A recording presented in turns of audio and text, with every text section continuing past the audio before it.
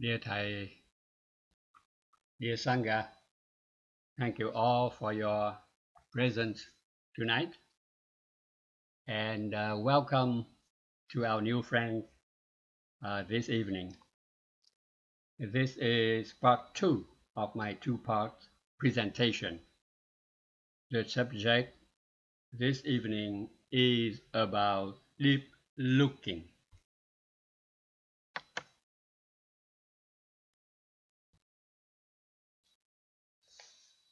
The two wings of a bird remind us of stopping and looking deeply. One wing cannot perform a good job in helping the bird flying. Stopping and looking deeply are and helping each other. Our practice is simple. Mindfulness in our daily life. Too often we are carried along by the energy of the people around us, by circumstances, by our own thoughts, and sometimes by anger. And we don't have the strength to go against these forces. So we ask ourselves, what have I done with my life over the past few years? If you have not practiced stopping, the years will seem to have gone in a dream. You may never have stopped for a moment to look at the moon or hold a flower in your hands. Without stopping and looking deeply, we are not able to really live our life.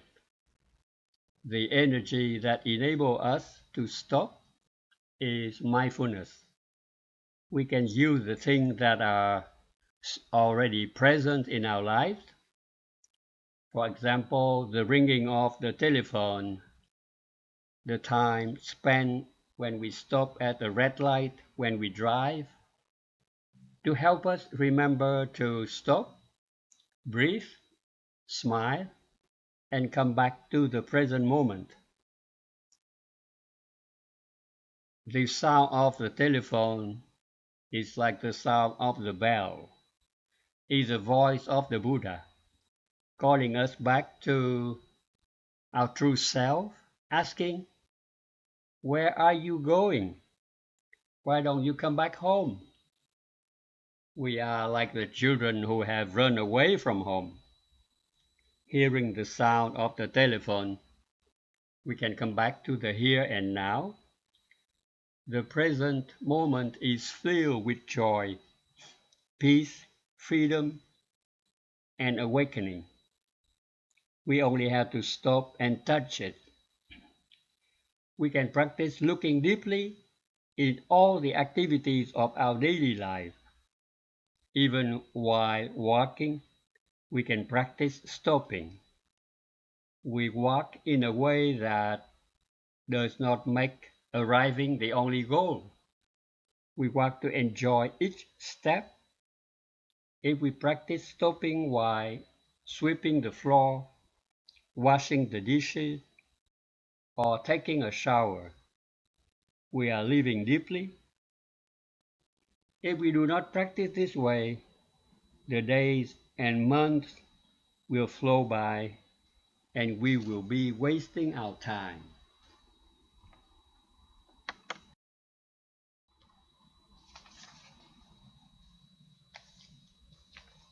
Looking deeply, when we breathe in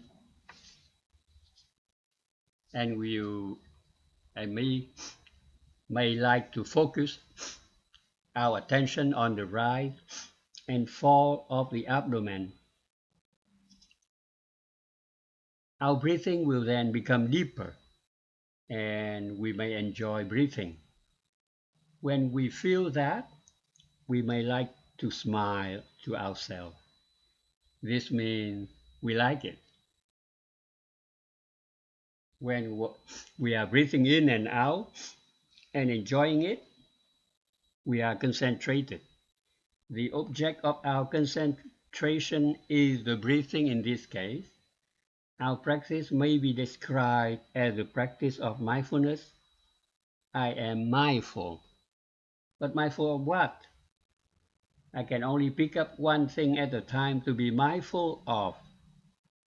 I pick up my breath as the object of concentration. I am mindful of my breathing.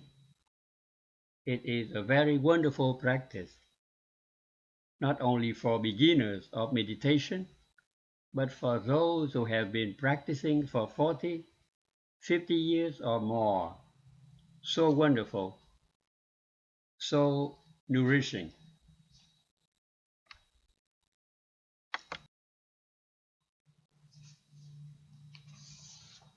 Mindfulness of the nature of interdependence is the key to the transformation. How do we leave the world of imaginary construction and enter nirvana? The way is through meditating on the nature of interdependence. The practice is called the practice of Paratantra. Paratantra is a Sanskrit word which describes the process of learning and training ourselves to look deeply into the nature of interdependence. When we see the interdependent self-nature of things, we are no longer caught in notions of duality.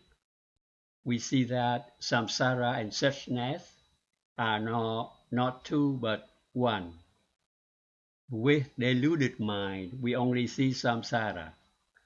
But when our mind is purified and becomes true mind, samsara is transformed into suchness, nirvana.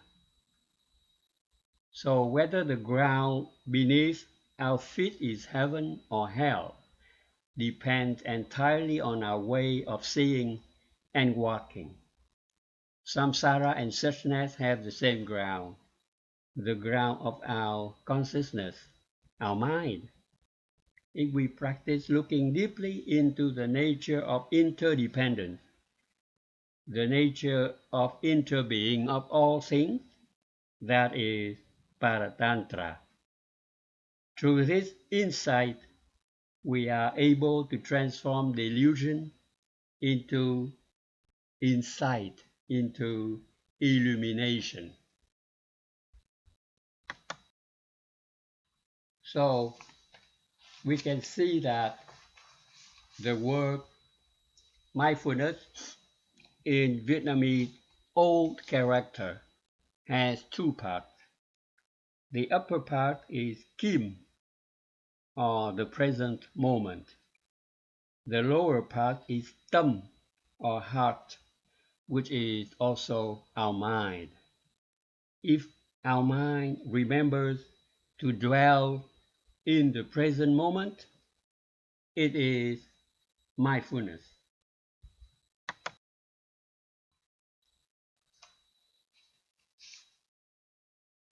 We have studied this part in our previous discussion. Mindfulness has four establishments.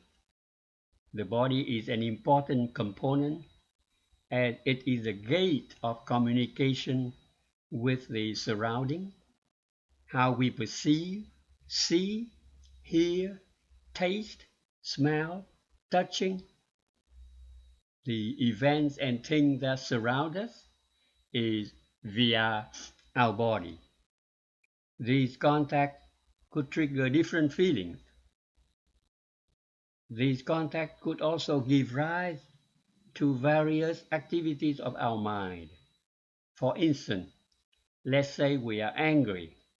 The object of our anger could be looked into in order to understand the root of our anger. The object of our anger is also the object of mind.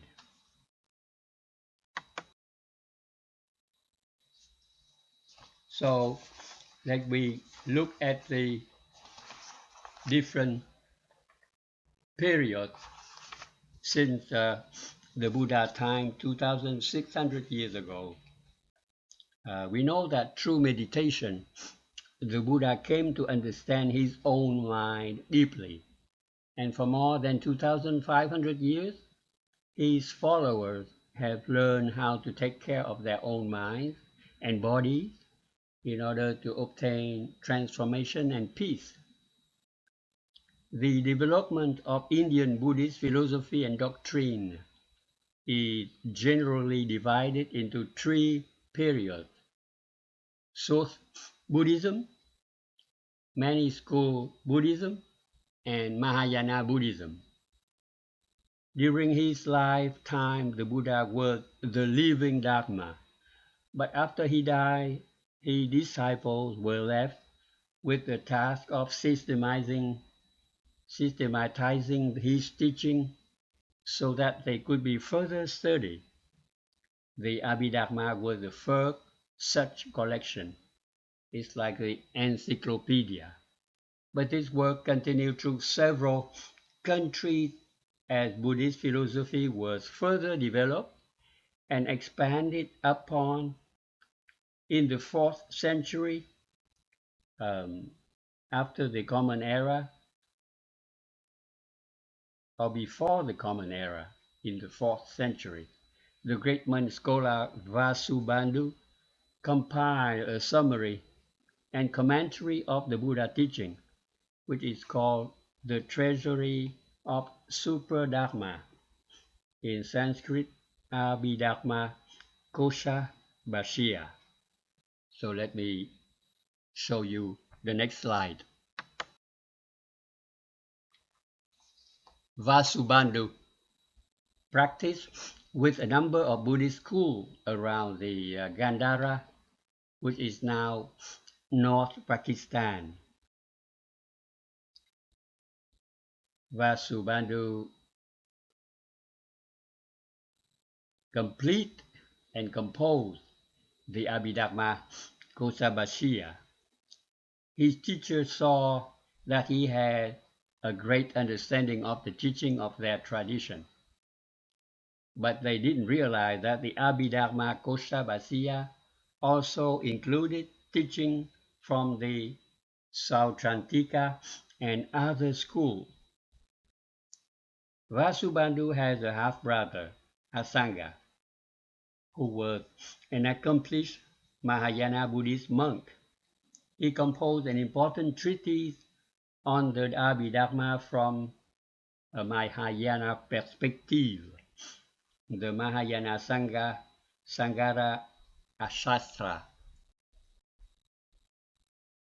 So after later, Vasubandhu is regarded as the patriarch and most outstanding figure of the Vinayatimatra, or is called Manifestation Only School, which grew out of the Yogacara school of Mahayana Buddhism. He wrote commentary on Asanga work. He also composed 2 treatises on the teaching of the Manifestation Only School: the 20 works on the manifestation of consciousness and the 30 works on the manifestation of consciousness. Because of Vasubandhu's training in several traditions, we can see how manifestation only school developed from the Abhidharma of the Sarvastivada school and from Vasubandhu's own work, which he wrote before coming into contact with the Mahayana. And later on in the 7th century, we should mention the Chinese Buddhist monk Xuan Giang, Huyền Trang in Vietnamese, known as the Pilgrim. He traveled to India and attended Nalanda University, the principal seat of Buddhist studies at that time. So Xuanzang,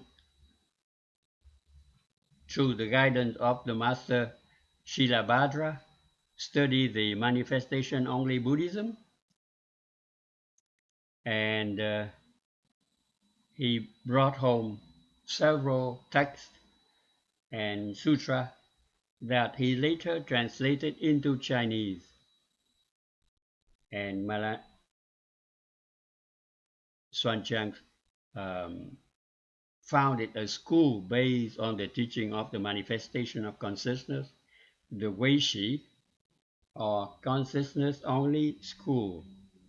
He wrote commentary on Vasubandhu 30 verses, entitled The Standard Verses on the Eight Consciousness. And later on, after a decade after Xuanzang, the Chinese monk Fazang attempted to present the manifestation-only teachings in a completely Mahayana way. Fazang was a student of the Avatamsaka Sutra and his important work, The Wondrous Meaning of the Avatamsaka, used flower ornament teaching, especially the notion of one is all is one, to reinforce the teaching of manifestations only. And Fazang's efforts, unfortunately, were not long-lasting, and no one has continued the work until, I would say, our teacher Thầy.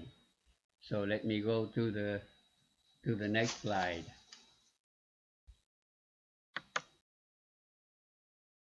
In 1990, Thầy composed the 50 verses on the nature of consciousness. This is a wonderful work, excellent contribution to the understanding of our mind, excellent contribution to the roadmap of the path of practice in the Mahayana tradition. It is the essence of Buddhist thought, from the Abhidharma teaching of the Pali Canon to later Mahayana teachings. And it draws upon the most important essay and work of Vasubandhu, Asanga, Stiramati, Xuanzang, and Fazang. Wonderful work, and we should be very grateful for Thầy with this important contribution. So I would like to conclude here in saying that we should study the deep looking practice by using the book written by Thầy. The book is called Understanding Our Mind, and I would like to suggest that you take that book and learn more about the two verses that I put it here. Stand 41 that I already explained under the slide number 4, and stand 48 or 49, 48 maybe, about the importance to practice with the Sangha. These stands refer to the practice of daily life and to the community that support our practice, the Sangha. Sometimes we think it might be easier to live and practice alone, to live on a mountain top or close the door to our private hut, but actually practicing on our own is much more difficult. We humans are social animals, and our joys and hope depend on being with others. Our practice is very simple: mindfulness in our daily life. We practice the meditation techniques of stopping and looking deeply. Too often we are carried along by the energy of the people around us, and we don't have the strength to go against these forces, as I already mentioned. So the force that pull us along the way are strong. But if we are part of a community, a sangha, where everyone is practicing this way, it becomes simple and natural. And the sangha is a community in which everyone has the intention to learn and practice. And sangha building becomes the most important work of the practice. We need to learn the art of forming a community that is happy and gives the people a feeling of confidence. And in the Sangha, there is mutual helping. When we fall down, there is always someone who can help us up. When we practice walking meditation, we are serving our Sangha. The technique of building a Sangha are the half smile, walking meditation, stopping, and abiding in the present moment. So with that, I am bowing out and say goodbye to you until the next time with my sincere gratitude. So I will complete now. Goodbye.